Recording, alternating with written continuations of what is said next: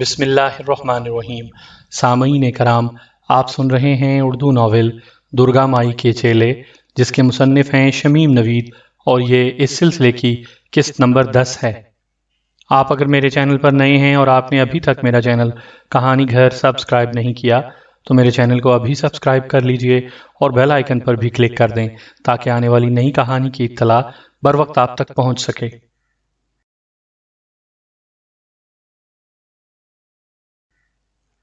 تم رحمان اپنی پچھلی زندگی قطعی بھول جاؤ گے، جیسے اس کے خوابیدہ ذہن نے جواب دیا۔ قطعی بھول جاؤں گا؟ اب وہ پوری طرح میرے قابو میں تھا۔ تم اپنی پچھلی زندگی بالکل بھول چکے ہو، مگر تمہاری ذہانت و صلاحیت اپنی جگہ پر برقرار ہے۔ تم اپنی تعلیم بھی نہیں بھولے، اس کے علاوہ سب کچھ بھول چکے ہو۔ صرف اتنا جانتے ہو کہ تم رنجیت سنگھ کے وفادار ساتھی ہو اور وہ تمہارا سردار ہے۔ اس کے ہر حکم کے آگے تم اپنا سر جھکا دو گے۔ تم اس کے لیے اپنی جان بھی دے سکتے ہو۔ بولو، کیا تمہیں اپنے سردار رنجیت سنگھ سے اتنی ہی محبت ہے؟ اس کے ذہن کا جواب تھا، ہاں، میں اپنے سردار رنجیت سنگھ کے ہر حکم کی تعمیل کروں گا۔ میں اس کا غلام ہوں، میں نے لقمہ دیا، اور سردار کے ساتھیوں سے بھی تم بھائیوں جیسی محبت کرو گے۔ بھائیوں کے لفظ پر اس کے ذہن نے پھر کلا بازی سکھائی۔ بھائی؟ وہ رکا۔ میرا بھائی کون ہے؟ کہاں ہے؟ مگر اس کا ذہن جواب دینے سے قاصر تھا۔ وہ سب کچھ بھول چکا تھا۔ غالباً وہ اپنے کسی بھائی سے شدید محبت کرتا تھا۔ وہ سب کچھ بھول چکا تھا۔ غالباً وہ اپنے کسی بھائی سے شدید محبت کرتا تھا۔ جب بھی اس لفظ نے اس کے ذہن پر اثر کیا تھا، میں نے پھر کہا، نہ تمہارے کوئی ماں ہے، نہ کوئی بہن، اور نہ یہ اور کوئی۔ تم بس اتنا جانتے ہو کہ تمہیں سردار رنجیت سنگھ سے ہر چیز سے زیادہ محبت ہے۔ تم اسی کے وفادار اور غلام ہو۔ اس کے ذہن کا جواب تھا، ہاں، اور میں کچھ نہیں جانتا۔ میرا بھائی، میرا سب کچھ سردار رنجیت سنگھ ہے۔ میں اسی کا ہوں۔ میں اور کچھ نہیں جانتا۔ میرے ذہن نے آخری حکم دیا، تم یہاں سے کہیں نہیں بھاگو گے۔ تمہارا سب کچھ تمہارا سردار اور تمہارے ساتھی ہیں۔ تم ہوش میں آنے کے بعد یہ بھی بھول جاؤ گے کہ تمہیں کسی نے اس بات پر مجبور کیا تھا۔ یہ کہہ کر میں نے آنکھیں ہٹا لیں۔ میری آنکھوں کے ڈھیلے درد کرنے لگے تھے۔ یقیناً وہ ایک بہت طاقتور ذہن کا مالک تھا۔ اس نے میری آنکھیں ہٹتے ہی ایک جھٹکا سا لیا اور بستر پر نیم بے ہوشی کے عالم میں لیٹ گیا۔ وہ کئی راتوں کا جاگا ہوا معلوم ہوتا تھا۔ اس کی گہری سبز آنکھیں ایک دم سرخ ہو گئی تھیں۔ وہ نڈھال ہو کر بستر پر گر پڑا۔ میں نے جھک کر اس سے کہا، کیسے ہو رحمان؟ تمہارا کیا حال ہے؟ اس نے نحیف سی آواز میں جواب دیتے ہوئے تعظیماً اٹھنا چاہا۔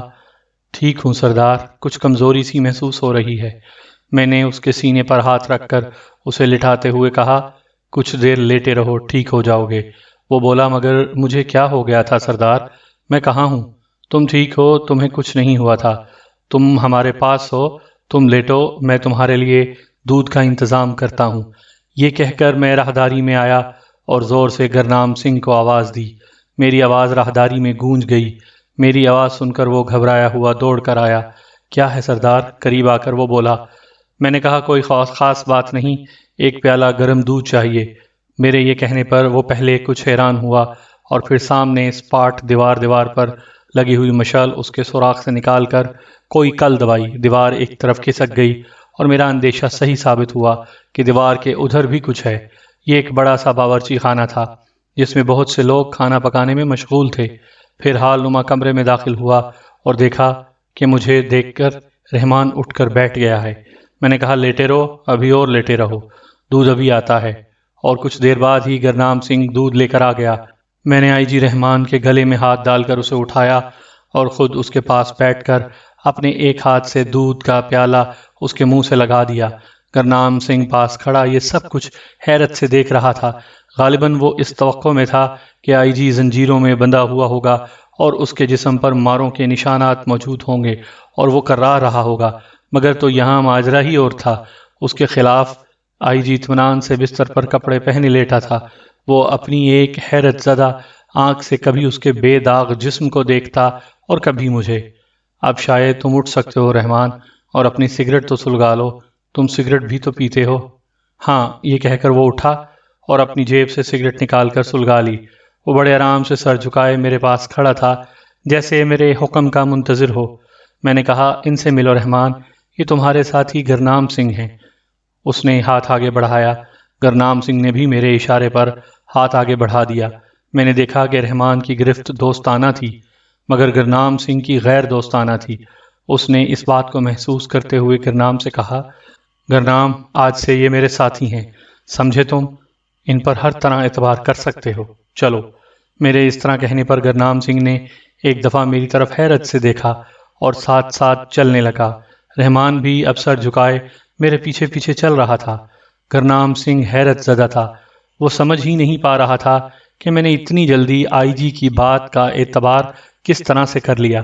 ہم لوگ راہداری سے گزرتے ہوئے اس پہلے کمرے میں آئے جس میں ہم شوبھا کو چھوڑ کر گئے تھے۔ وہ خاصی اکتائی اکتائی لگ رہی تھی۔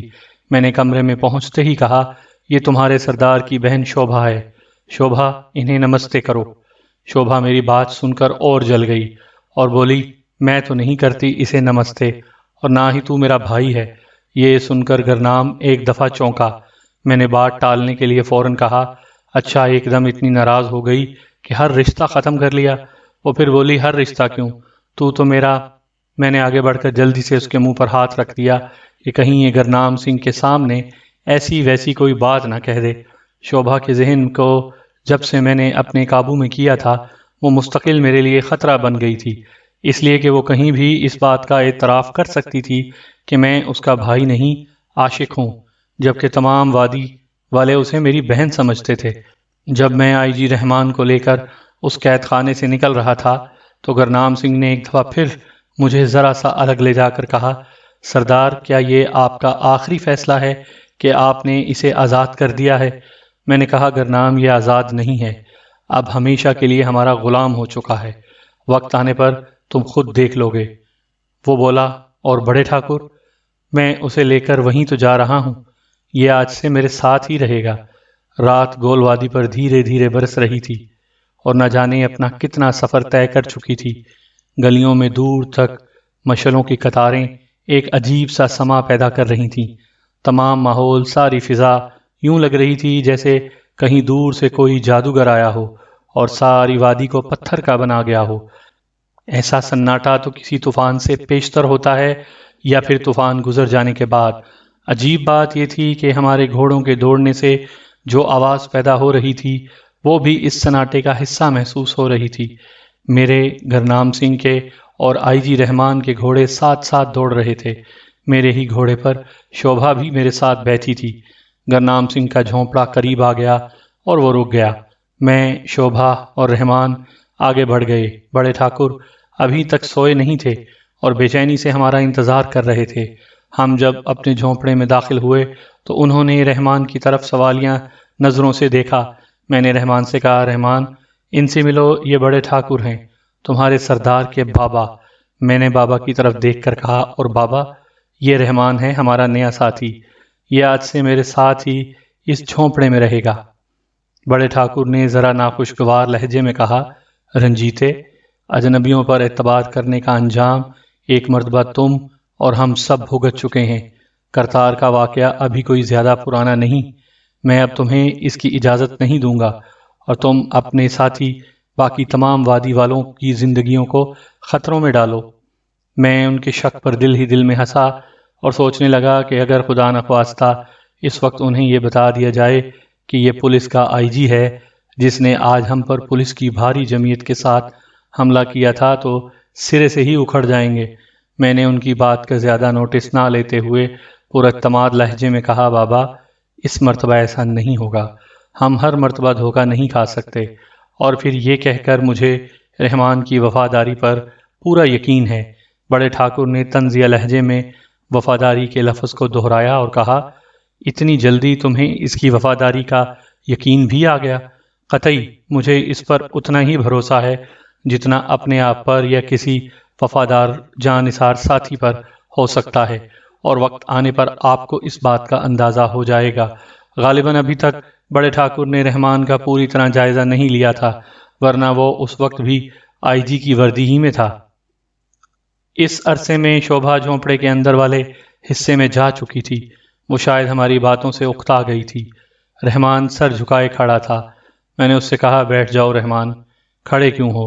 اور وہ میرا حکم سنتے ہی اس نرم بستر پر بیٹھ گیا جس کے اوپر مشعل روشن تھی۔ اب وہ پوری طرح روشنی میں تھا۔ اب جو بڑے ٹھاکر کی نظریں اس پر پڑیں تو وہ اس طرح اچھل پڑے جیسے انہیں بچھو نے ڈنک مار دیا ہو۔ وہ حلق کے بل چیخے، رنجیتے، کیا تو مجھے پاگل کر دے گا؟ ارے یہ تو مجھے پولیس کا کوئی افسر لگتا ہے۔ اور یہ کہتے ہی انہوں نے برابر دیوار سے لٹکتی ہوئی بندوق کی طرف ہاتھ بڑھایا، مگر رحمان کے سکون میں کوئی فرق نہ پڑا۔ وہ اسی طرح معصومیت سے بستر پر بیٹھا پلکیں جھپکا رہا تھا۔ میں نے آگے بڑھ کر بڑے ٹھاکر کے ہاتھ پر ہاتھ رکھ دیا۔ وہ برہم ہو کر پلٹے۔ آخر تو کیا چاہتا ہے؟ میں بولا، صرف اسے یہاں رکھنا، آپ پر اعتماد کر سکتے ہیں۔ یہ ہر طرح میرے اور آپ کے حکم کا غلام ہے۔ اگر اس سے یہ کہہ دیں کہ وہ اپنا سر خود اپنے ہاتھ سے قلم کر لے تو آپ یقین کیجئے کہ یہ حکم کی تعمیل کرے گا۔ وہ طنزیہ لہجے میں بولے، سر قلم کر لے گا کیا؟ یہ تمہارے حکم پر اس جلتی ہوئی مشال پر ہاتھ رکھ سکتا ہے؟ انہوں نے مشال کی طرف اشارہ کرتے ہوئے کہا۔ میں ٹھاکر کے اس مطالبے پر چکرا گیا۔ میں سوچ رہا تھا کہ یہ سراسر درندگی ہے۔ ایک شخص جو ہر طرح میرے قابو میں ہے، اس کی وفاداری کا امتحان اسے اذیت دے کر لیا جائے۔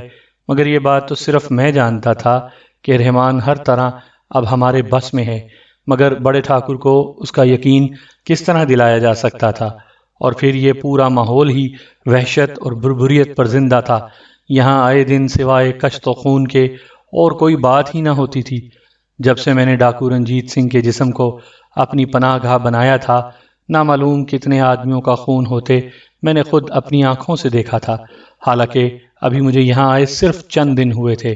ان چند دنوں میں اتنی تیزی سے میں اس قدر عجیب و غریب حالات سے دوچار ہوا تھا کہ میری عقل دنگ رہ گئی تھی۔ میں انہی خیالوں میں کھویا رہتا اگر بھرے ٹھاکر کی گونجدار آواز مجھے نہ چونکا دیتی۔ وہ کہہ رہے تھے، چپ کیوں ہو گئے؟ جواب دو، کہاں گئے تمہارے دعوے؟ میں نے کہا، مگر بابا یہ ظلم ہے۔ ہمیں کیا حق ہے کہ ایک شخص کو بیٹھے بٹھائے تکلیف میں مبتلا کر دیں اور اپنی بے جا خواہش کا اسے شکار بنائیں؟ میری بات سن کر بڑے ٹھاکر برس پڑے۔ اسے تو ظلم کہتا ہے، بے جا خواہش بتاتا ہے؟ کیا ہو گیا ہے تجھے؟ آنکھوں دیکھتے مکھی نگلنا چاہتا ہے، آستین میں سانپ پالنا چاہتا ہے، اور مجھے بتاتا ہے کہ میں نے اپنے بال دھوپ میں سفید کیے ہیں۔ آگ اور پانی کہیں ملے ہیں؟ دریا کے دو کنارے اگر مل سکتے ہیں تو پولیس ضرور ایک قانون شکن اور مجرم کی وفادار ہو سکتی ہے۔ تجھ پر اس شخص نے فریب و مکاری سے یقیناً کوئی جال پھینکا ہے۔ یہ بھی اس کی کوئی چال معلوم ہوتی ہے۔ مجھے اس وقت تک اس کی وفاداری کا یقین نہیں آ سکتا جب تک یہ تیرے حکم پر ہاتھ مشال پر نہ رکھتے۔ رحمان بھی یہ سب کچھ خاموشی سے سن رہا تھا اور شاید میرے حکم کا منتظر تھا۔ میں نے پہلی مرتبہ لب کشائی کی اور سر جھکا کر بولا، الربا ان کی یہی مرضی ہے تو کیا حرج ہے سردار، میں اس کے لیے تیار ہوں۔ میں نے اس کی بات سنی اور پھر بڑے ٹھاکر کی ضد پر غور کیا اور مجبوراً مجھے اس کو حکم دینا ہی پڑا۔ وہ اطمینان سے اٹھا اور بایاں ہاتھ مشل کے بھڑکتے ہوئے لو پر رکھ دیا۔ کمرہ زندہ گوشت کی جلنے کی بو سے بھر گیا۔ وہ بڑی قوت برداشت سے لگا رہا۔ اس نے اپنے ہونٹ سختی سے بھینچ لیے تھے۔ بڑے ٹھاکر عجیب نظروں سے اسے گھور رہے تھے اور میرے صبر کا پیمانہ لبریز ہوتا جا رہا تھا۔ میں نے چیخ کر کہا، بس رحمان بس۔ اس نے اپنا جلا بھنا ہاتھ مشعل سے اٹھایا اور باوجود اس کے منہ سے ایک طویل کرہ نکل گئی۔ میں نے دیکھا کہ ٹھاکر اب کچھ مطمئن ہو گئے ہیں۔ وہ اندر جھونپڑی میں گئے اور ایک بکسا اٹھا لائے اور خود اپنے سے رحمان کی مرہم پٹی کرنے لگے۔ مجھے یہ دیکھ کر عجیب سی خوشی کا احساس ہوا۔ غالباً بڑے ٹھاکر کو اب اس پر رحم آ چکا تھا۔ دوسری صبح ایک اور ہی طوفان کا پیش خیمہ ثابت ہوئی۔ ہوا یہ کہ میں شوبھا اور رحمان کو لے کر غار نما سرنگ کی طرف روانہ ہوا، جو کل پولیس کی گولہ باری سے پوری طرح تباہ ہو چکی تھی اور آج صبح ہی سے جس کی مرمت کا کام شروع ہو چکا تھا۔ میں نے روانہ ہونے سے پہلے آئی جی کے کپڑے بھی تبدیل کروا دیے تھے اور اس کی وردی احتیاط سے رکھوا دی تھی۔ اس کے جسم پر میرے کپڑے بالکل فٹ آئے تھے۔ ہم تینوں ٹہلتے ہوئے کام کرنے والوں کے درمیان سے گزرتے رہے۔ شوبھا اس وقت بھی بیزار تھی۔ میں اس سے سبب دریافت کرنا چاہتا تھا اور یہ جگہ کچھ الگ تھلگ سی بھی تھی۔ میں نے رحمان سے کہا، تم ذرا گھومو پھرو، ہم دونوں یہاں بیٹھے ہیں۔ یہ جگہ ایک پتھر کے کٹاؤ سے باقی جگہ سے ذرا الگ سی ہو گئی تھی۔ زمین ریتلی تھی، غالباً ٹوٹ پھوٹ اور گرد و غبار اڑنے کی وجہ سے، ورنہ پہلے تو جب میں اس جگہ سے گزرا تھا تو زمین تقریباً پتھریلی سی تھی۔ رحمان پیچھے رہ گیا اور ہم دونوں اس جگہ بیٹھ گئے۔ میں نے شوبھا کی آنکھوں میں دیکھتے ہوئے کہا، کیا بات ہے میری رس بھری، تم کچھ بجھی بجھی سی لگتی ہو۔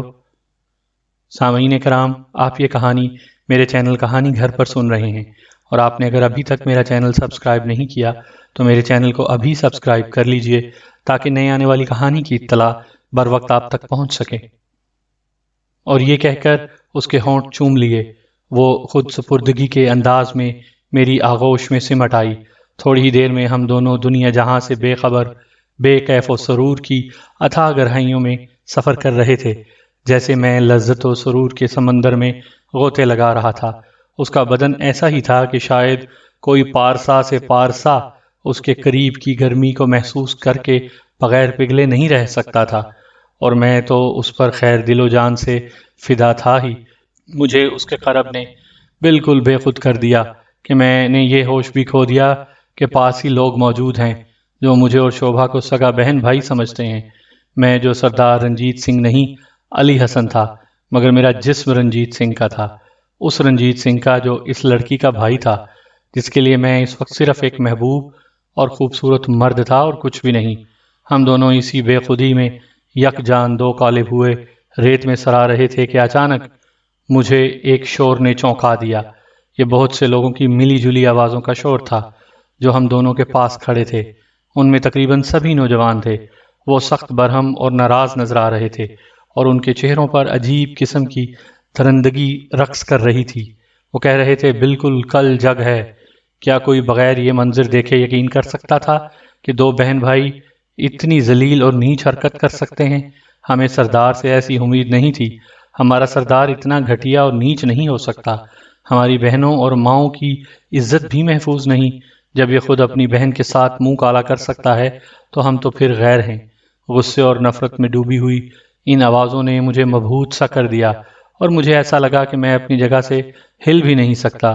مجھے شرمندگی اور خفت کا احساس ہو رہا تھا۔ ان میں سے پھر کسی نے کہا، قانون سب کے لیے برابر ہے۔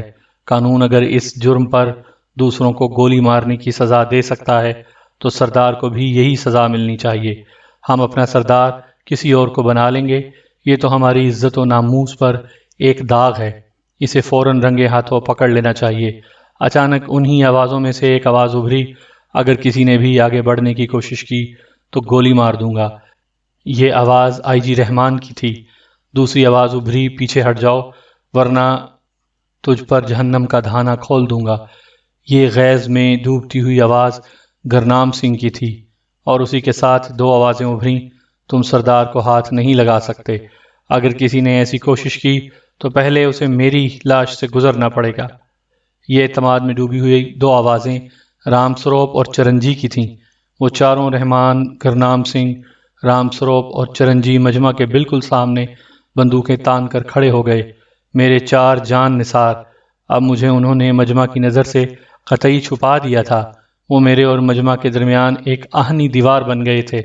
مجھے اب کچھ ہوش آیا، اور شوبھا جو مبہوت سی ہو کر رہ گئی تھی اچانک ان چاروں کی آواز سے چونک کر کسمسائی۔ اس نے جلدی جلدی اپنے بکھرے ہوئے بال اور کپڑے درست کیے، اور میں بھی جلدی سے اٹھ کر اپنے آپ کو سنبھالنے لگا۔ اس سب ہنگامے کی وجہ صرف شوبھا تھی۔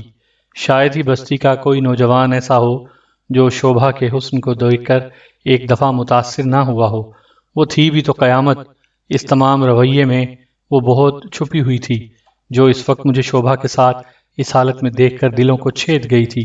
وہ اسی لیے اور برہم ہو گئے تھے، جیسے انہیں کوئی عورت بہانہ مل گیا ہو، مگر وہ آئی جی رحمان، گرنام سنگھ، رام سروپ اور چرنجی کے رویے کے متوقع نہیں تھے۔ اور پھر آئی جی رحمان سے تو سوائے گرنام سنگھ کے اور اس وقت یہاں کوئی آشنا تھا ہی نہیں۔ گرنام سنگھ، رام سروپ اور چرنجی کے نوجوانوں پر خاصا اثر تھا، اس لیے وہ آگے بڑھنے کی جرت نہ کر سکے۔ شاید وادی میں یہ خبر آگ کی طرح پھیل چکی تھی، اسی لیے مجمع لمحہ بلمحہ بڑھتا جا رہا تھا۔ آئی جی رحمان اور گرنام سنگھ وغیرہ جو مجھے اور شوبھا کو چاروں طرف سے گھیرے ہوئے تھے، ہم دونوں کو لیے ہوئے مجمع کو چیرتے ہوئے اس طرح نکل گئے جیسے صابن میں سے بال۔ وہ چاروں ہم دونوں کو چاروں طرف سے گھیرے ہوئے تھے اور انہوں نے بحفاظت مجھے اور شوبھا کو میرے جھونپڑے تک پہنچایا اور خود جھونپڑے کے سامنے بندوق لے کر کھڑے ہو گئے۔ جھونپڑا اس وقت خالی پڑا تھا۔ نہ معلوم بڑے ٹھاکر اور ٹھکرائن کہاں چلے گئے تھے۔ کیا خبر ان تک ابھی یہ اطلاع پہنچی ہو یا نہیں۔ میں نے جھونپڑے میں گھس کر دیکھا، بڑے ٹھاکر کی بندوق دیوار پر موجود نہیں تھی۔ ہمیں ابھی جھونپڑے میں آئے کچھ ہی دیر ہوئی ہوگی کہ میں نے باہر بڑے ٹھاکر کی گرجدار آواز سنی جو کہہ رہے تھے، کہاں ہے رنجیتے، میں اسے گولی مار دوں گا۔ ان کے ساتھ غالباً بستی کے اور لوگ بھی آئے تھے۔ رحمان کی آواز سنائی دی، بابا آپ جھونپڑے میں داخل نہیں ہو سکتے، اور آپ ہی کیا کوئی بھی میری لاش پر سے گزرے بغیر سردار تک نہیں پہنچ سکتا۔ اس کا ایک ہاتھ زخمی ہونے کے باوجود اس کی ہمت و جرت قابل دید تھی۔ رات کا واقعہ میرے ذہن میں تازہ ہو گیا جب اس نے میرے حکم پر جلتی ہوئی مشال پر ہاتھ رکھا تھا۔ رحمان پھر بولا، تمام وادی کے لوگ سردار کی جان کے دشمن ہو گئے ہیں اور انہیں مار ڈالنا چاہتے ہیں۔ میں دیکھ رہا ہوں کہ آپ کے تیور بھی خطرناک ہیں، اس لیے آپ بھی اس وقت جھونپڑے میں داخل نہیں ہو سکتے جب تک اپنی بندوق ہمیں نہ دے دیں اور سردار خود آپ کو اندر آنے کی اجازت نہ دے دیں۔ اس کے جواب میں بڑے ٹھاکر اور برہم ہو گئے۔ بستی کے دوسرے لوگ جو اس وقت غالباً بڑے ٹھاکر کے ساتھ تھے، ایک اور آواز آئی، وہ شاید کسی ضعیف آدمی کی آواز لگتی تھی۔ بڑے ٹھاکر، اپنا خون اپنا ہوتا ہے، اپنی اولاد پھر اپنی ہوتی ہے۔ نامعلوم رنجیت سنگھ کس کی اولاد ہے، اب تو مجھے یاد بھی نہیں، شاید وہ کوئی بنیا تھا۔ بڑے ٹھاکر، مگر شاید بڑے ٹھاکر اس وقت کچھ بھی سننے کے موڈ میں نہیں تھے۔ میں نے بات سن کر عجیب کشمکش میں پڑ گیا۔ یہ کیا معاملہ ہے؟ کون بنیا؟ کیا رنجیت سنگھ جس کے جسم میں اس وقت میں ہوں بڑے ٹھاکر کی اولاد نہیں؟ دوسرے اور لوگ بھی بڑے ٹھاکر کو سمجھا رہے تھے، ان کی آوازیں بھی ضعیف سی ہو رہی تھیں۔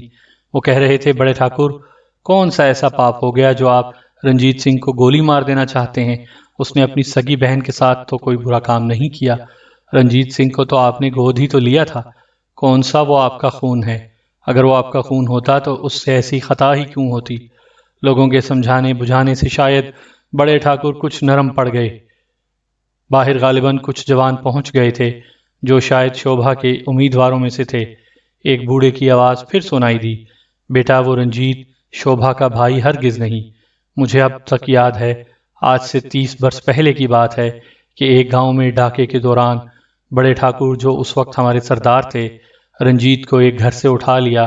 اس وقت یہ بالکل ننھا سا، کوئی 1 سال کا مشکل سے ہوگا، سردار اٹھا کر لے آئے اور انہوں نے اس لڑکے کو پال لیا اور اس کا نام رنجیت سنگھ رکھ دیا۔ بعد میں سردار کا لڑکا ہوا، مگر وہ بھی زیادہ دیر نہیں رہ سکا۔ اس کے کافی عرصے بعد شوبھا ہوئی۔ یہ اصل خون ہوتا تو پھر کاہے کا رونا تھا؟ یہ تو بنیے کی اولاد ہے، ٹھاکر نہیں ہے۔ کچھ ایسی آوازوں نے تمام معاملہ صاف کر دیا اور میں نے یکا یک سکون کا سانس لیا۔ تمام معاملہ مجھ پر روشن تھا۔ میں نے نہ جانے کیا سوچ کر رحمان اور گرنام وغیرہ سے کہا، بڑے ٹھاکر کو اندر آنے دو، ماں بندوق کے۔ میں نے اوروں سے کہا، رحمان، گرنام اور رام سروپ نے سب کچھ جان چکا ہوں کہ میں بڑے ٹھاکر کی اولاد نہیں ہوں، مگر انہوں نے مجھے اولاد کی طرح پالا ہے۔ اگر یہ مجھے گولی مار دینا چاہتے ہیں تو میرا سینہ حاضر ہے۔ میری بات سن کر ان لوگوں نے صرف بڑے ٹھاکر کو اندر آنے دیا اور بندوق ان کے ہاتھ میں تھی۔ جیسے ہی بڑے ٹھاکر اندر داخل ہوئے، میں اور شوبھا جو سب کچھ خود بھی سن چکی تھی، اٹھ کھڑے ہوئے اور میں نے سینہ کھول کر کہا، بابا چلائیے گولی۔ شوبھا یہ دیکھ کر میرے سامنے آ گئی۔ میں نے ہاتھ سے اسے ایک طرف ہٹانے کی کوشش کی، مگر وہ نہ ہٹی اور بولی، اگر بابا میرا سہاگ اجاڑنا ہی چاہتا ہے تو میں بھی کیوں زندہ رہوں؟ بابا مجھے بھی اس کے ساتھ گولی مار دے۔ ہم دونوں کی بات سن کر بڑے ٹھاکر کے ہاتھ ذرا سے کانپے اور اٹھی ہوئی بندوق جھکتی چلی گئی اور ان کے رخساروں پر 2 آنسوؤں کے قطرے لڑک گئے اور وہ میرے بچوں کہہ کر آگے بڑھے۔ میں اور شوبھا ان کے سینے سے لگ گئے۔ اب میں اور شوبھا بھی ان کے سینے سے لگے ان کے سینے کو اپنے آنسوؤں سے بھگو رہے تھے۔ ابھی ہم دونوں بڑے ٹھاکر کے ساتھ چمٹے ہوئے لگے تھے کہ بڑی ٹھکرائن جھونپڑے میں گھبرائی ہوئی داخل ہوئی اور یہاں کا منظر دیکھ کر خود ان کی آنکھوں سے بھی آنسو بہنے لگے۔ شاید یہ خوشی کے آنسو تھے۔ بڑے ٹھاکر کی آنکھوں سے اب بھی یہ آنسو بہہ رہے تھے، وہ روندھے ہوئے گلے کے ساتھ بولے، شوبھا کی ماں، میں نے ان دونوں کو معاف کر دیا۔ اور یہ کہہ کر بڑے ٹھاکر جھونپڑے کے باہر نکلے جہاں تمام وادی کے جوان جمع ہو گئے تھے۔ انہوں نے سب کو مخاطب کر کے کہا، میرے بچوں، تم جان ہی چکے ہوگے کہ تمہارا سردار رنجیت میری اصل اولاد نہیں ہے اور وہ شوبھا کا سگا بھائی بھی نہیں ہے، اس لیے آج ہی میں ان دونوں کا بیاہ کر دینا چاہتا ہوں۔ یہ دونوں ایک دوسرے کے بغیر زندہ نہیں رہ سکتے، تقدیر میں شاید یہی تھا اور شاید بھگوان کی بھی یہی مرضی تھی، ورنہ رنجیت کی منگیتر لاجو کو اس دنیا سے بھگوان نہ اٹھاتے۔ اب تم لوگ اپنے اپنے کام پر لگ جاؤ۔ بڑے ٹھاکر کی بات سن کر تمام مجمع منتشر ہو گیا، سوائے رحمان اور گرنام کے، جو اب جھونپڑے میں بڑے ٹھاکر کے ساتھ ساتھ ہی داخل ہو رہے تھے۔ بڑے ٹھاکر کا اعلان شوبھا نے بھی سن لیا اور وہ شرما کر جھونپڑے کے اندر والے حصے میں بھاگ گئی تھی۔ مجھے مبارکباد دینے والوں میں سب سے پہلا شخص گرنام سنگھ تھا، لاجو کا بھائی۔ اس نے گرم جوشی سے میرا ہاتھ دبایا اور مجھے اس بات کا پہلی دفعہ احساس ہوا۔ میں نے اسے سینے سے لگایا۔ وہ یقیناً بڑے صبر اور حوصلے کا آدمی تھا۔ اس کی مرحوم بہن کا منگیتر کسی دوسرے کے ساتھ شادی کر رہا تھا اور اب اس پر یہ بھی ظاہر ہو چکا تھا کہ وہ اس کی بہن کا وفادار نہیں تھا بلکہ کسی اور سے محبت کرتا تھا، مگر اس کے باوجود اس کے دل میں میری محبت کم نہ ہوئی تھی۔ ایسے لوگ بہت کم ہوتے ہیں جن کی وفاداریاں مشروط نہیں ہوتیں۔ گرنام سنگھ ایسے ہی لوگوں میں سے تھا، جس کا مجھے اب پوری طرح اندازہ تھا۔ رحمان، رام سروپ اور چرنجی نے بھی باری باری مبارکباد دی۔ اس بھاگ دوڑ میں شاید رحمان کے ہاتھ کا زخم پھر تکلیف دینے لگا تھا اور پٹی خون میں تر ہو گئی تھی۔ یہ دیکھ کر بڑے ٹھاکر نے اس سے کہا، بیٹا رحمان، جا ذرا اندر سے چھوٹا سا بکس اٹھا لا، تیری پٹی بدل دوں۔ انہوں نے اس محبت سے اسے مخاطب کیا کہ میں نے سوچا کہ اب یقیناً انہیں رحمان پر پورا بھروسہ ہو چکا ہے۔ رحمان نے ان کی بات سن کر کہا، اچھا بابا، اور جھونپڑے کے اندر چلا گیا۔ میں نے گرنام سنگھ سے کہا، گرنام، میں ذرا قید خانے تک چلتا ہوں، تم تینوں میرے ساتھ چلو، اور ہاں یہ بتاؤ گرنام کے کام کی رفتار کیا ہے؟ غار نما سرنگ کی جب تک تعمیر مکمل نہ ہو جائے ہم قطعی غیر محفوظ ہیں۔ بڑے ٹھاکر نے بھی میری بات کی تائید کی، جو اس وقت رحمان کے ہاتھ سے پٹی کھولنے میں مصروف تھے۔ گرنام سنگھ کا جواب تھا، سردار، یہ آپ بالکل صحیح کہتے ہیں، ہم اس وقت خطرے میں ہیں جب تک یہ راستہ بند نہیں ہو جاتا، مگر کیونکہ ایک تو پہلے راستے کو چوڑا کرنا ہے اور اس میں وقت لگے گا، اور دوسرے یہ کہ ہمارے پاس آدمی کم ہیں۔ میں نے کہا، تمہیں کتنے اور آدمی مل جائیں تو تم جلد سے جلد یہ کام پورا کر لو گے؟ وہ میری بات پر پہلے تو حیران ہوا اور پھر بولا، آدمی کہاں سے آئیں گے سردار، تمام ہی وادی کے جوان میں نے اس کام پر لگا دیے ہیں۔ اور وہ پھر بولا، ہاں، ایک ترکیب ہو سکتی ہے جو شاید آپ نے بھی سوچی ہو، وہ یہ کہ سپاہیوں سے زبردستی کام کرایا جائے، مگر ایسا کرنا خطرناک ہوگا سردار۔ میں اس کی بات سن کر ہنسا۔ بڑے ٹھاکر نے بھی گرنام سنگھ کی تائید کی، رنجیتے، ایسا کرنا خطرناک ہے۔ آؤ رحمان، ہم باہر چلتے ہیں، چلو تم لوگ بھی ساتھ چلو۔ میں نے گرنام سنگھ، رام سروپ اور چرنجی سے کہا۔ بڑے ٹھاکر اس عرصے میں رحمان کی پٹی کر چکے تھے۔ ہمیں باہر جاتا دیکھ کر وہ بولے، یہ نہ بھول جانا کہ آج تمہاری شادی ہے، جلد لوٹ آنا، جا تو رہے ہو۔ اور میں اسبات میں سر ہلاتے ہوئے آگے بڑھ گیا۔ یکے بعد دیگرے میں اتنی تیزی کے ساتھ حالات سے دو چار ہوا تھا کہ تھوڑی دیر کھلی فضا میں سانس لینا چاہتا تھا، جس سے میرے ذہن پر کوئی بوجھ نہ رہے۔ میں اپنے چاروں ساتھیوں کے ہمراہ گھوڑے پر قید خانے کی طرف روانہ ہو گیا۔ میں نے چلتے چلتے اپنا گھوڑا گرنام سنگھ کے قریب کر لیا۔ ہاں تو گرنام، کیسی رہے؟ اگر اس آئی جی کی طرح بقیہ پولیس والے بھی تمہارے سردار کا دم بھرنے لگیں۔ گرنام سنگھ کے لیے یہ اطلاع کسی ایٹم بم کے دھماکے کی طرح تھی۔ وہ گھوڑے پر بیٹھے بیٹھے ایک دم چونک پڑا۔ سردار، ایسا کیجیے گا بھی مت۔ اگر آپ نے کسی طرح ایک آدمی کو قابو میں کر لیا ہے تو اتنی بڑی پلٹن کی پلٹن کو اپنے بس میں کرنا ناممکن ہے۔ یہ خطرہ مول لینا، میں سمجھتا ہوں کہ وہ کچھ کہتے کہتے رک گیا۔ میں نے کہا، ہماری زندگی ہی خطروں سے کھیلنا ہے۔ کل تمہارے ساتھیوں کی تعداد 1000 ہو چکی ہوگی، کیا خیال ہے؟ وہ حیران حیران سا میری طرف دیکھنے لگا۔ میں نے ذرا رازدارانہ لہجے میں کہا، کیا تم یقین کرو گے کہ رحمان اپنی پچھلی زندگی قطعی بھول چکا ہے اور سوائے اس کے کچھ نہیں جانتا کہ وہ تمہارا ساتھی ہے۔ گرنام سنگھ کے لیے یہ بات بھی کچھ کم عجیب نہیں تھی۔ میں نے پھر کہا، اور اس طرح بقیہ تمام سپاہی بھی قطعی سب کچھ بھول جائیں گے اور انہیں سوائے اس کے اور کچھ نہیں یاد رہ جائے گا کہ ان کا سب کچھ میں ہوں اور وہ میرا حکم ماننے کے لیے ہی پیدا ہوئے ہیں۔ گرنام سنگھ سے اس طرح کی باتیں کرتے ہوئے ہم سب قید خانے تک پہنچ گئے، اور اب میں نے رام سروپ کو تو ایک بڑے ہال کے دروازے پر مقرر کیا اور چرنجی کو اس نشست نما کمرے کے دروازے پر جس میں کل رات میں اور شوبھا آ کر بیٹھے تھے، اور گرنام سنگھ کو یہ حکم دیا تھا کہ تم ایک ایک کر کے تمام سپاہیوں کو یہاں میرے پاس لاتے رہو۔ رحمان کو اس ڈیوٹی پر مقرر کیا اور وہ میرے پاس رہے، اور جو سپاہی بھی آئے اسے صرف اتنا کہے کہ تم خاموشی سے سردار کے سامنے کھڑے ہو جاؤ، اور اگر کوئی ایسی ویسی حرکت کی تو تمہاری زندگی خطرے میں پڑ جائے گی۔ رحمان کو میں نے سمجھایا اور وہ میرے اس عجیب حکم پر پہلے کچھ حیران سا ہوا اور پھر سر ہلا کر بولا، بہتر ہے سردار۔ سامعین کرام، آپ سن رہے تھے اردو ناول درگا مائی کے چیلے، جس کے مصنف ہیں شمیم نوید، اور یہ اس سلسلے کی قسط نمبر 10 تھی۔ آپ اگر میرے چینل کہانی گھر پر نئے ہیں اور آپ نے اگر ابھی تک میرا چینل سبسکرائب نہیں کیا تو میرے چینل کو ابھی سبسکرائب کر لیجئے اور بیل آئیکن پر بھی کلک کر دیں تاکہ نئے آنے والی کہانی کی اطلاع بر وقت آپ تک پہنچ سکے۔